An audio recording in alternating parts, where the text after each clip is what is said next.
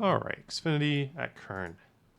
These are my settings here, pretty standard for short tracks. You could bump up the brake a little bit if you feel like you're sliding your rears on entry, but first off I would check to see if you are not driving too deep into the corner, because that is usually the answer.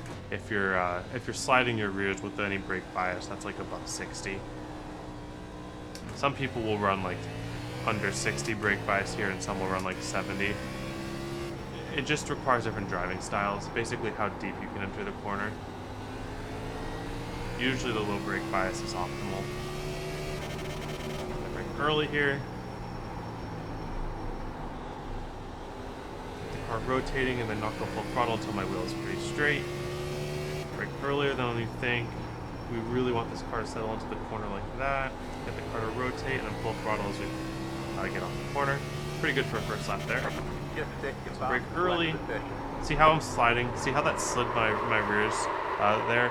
So you could say, oh, that's the brake bias's fault because I slid when I was braking, therefore I need to raise my brake bias. But the first adjustment you should be making is, did I brake too late? In that case, I broke too late.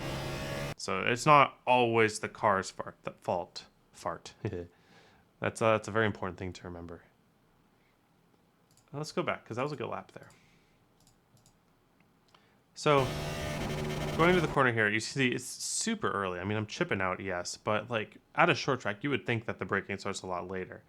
But I don't really want to go over 40%. Like, you know how for most tracks I'm like, oh, never go over 30. For a short, flat track, I'll up that to like 40 or 50. Because now we're going to be braking a little bit in a straight line. And we have to be braking in a straight line in order for this amount of brake to work. This amount of brake does not work if my wheel is turned any more than it is right now. So it has to be in a straight line, and then the moment I start turning my wheel is when I back my brake down to my normal trail brake level. And then I just drag that trail brake and then turn my wheel to just get on that seam. Just really, really get on it.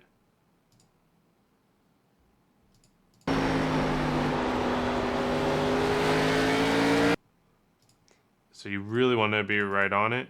So the couple stages of short track, if you've probably heard this, if you've seen me on short tracks before, but brake in a straight line at max braking, turn and let off into trail braking, turn more as you get back, turn as much as you can to keep your car on the line, then you transfer from brake to throttle, the amount of throttle that can keep you on the line, which is usually about half, and then raise your throttle as you unload the wheel. Those are the 4 steps, and we'll see it shown again in this next set of corners here.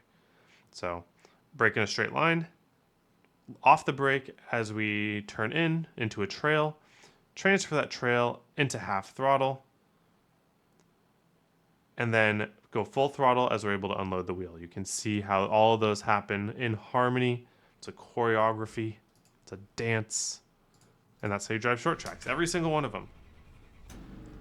And really, the best short trackers are the ones that can do that with the most consistent timing and the most precision. And that's why I'm not a huge short tracker. I kind of like the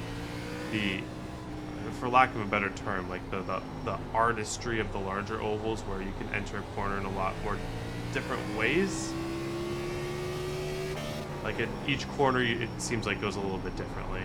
With short tracks, I really just have a set game plan each time, and it just comes down to if I execute it or not.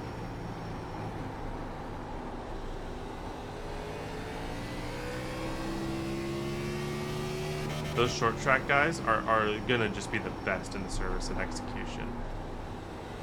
They'll just hit exactly what they want to every single time, and it'll always be perfect. Like that is like their strength. That's what makes them amazing at short tracks, and what makes me struggle a little bit is just, you would think that my execution would be high, and maybe it's high to a degree, but it's not on that like absolute picture perfect every time level that some of those guys can do.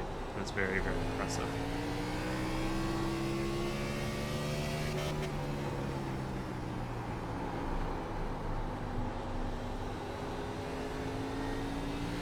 That was a good corner there.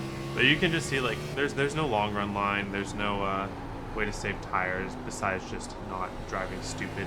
Like, saving your tires here is just not sliding your car off the corner, not overdriving your car into entry and having to turn the wheel a ton to get it turned into the corner.